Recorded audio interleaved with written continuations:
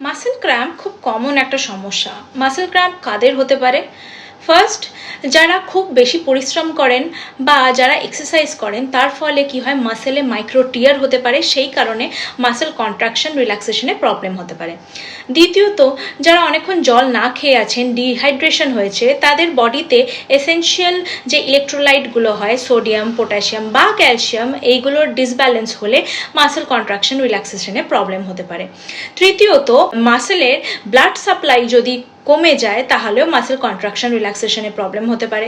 চতুর্থত, যাদের nerve damage আছে, স্পাইনাল কর্ড থেকে যে নার্ভটা বেরোচ্ছে সেই নার্ভের যদি চাপ পড়ে তার ফলেও মাসেল ক্র্যাম্প হতে পারে।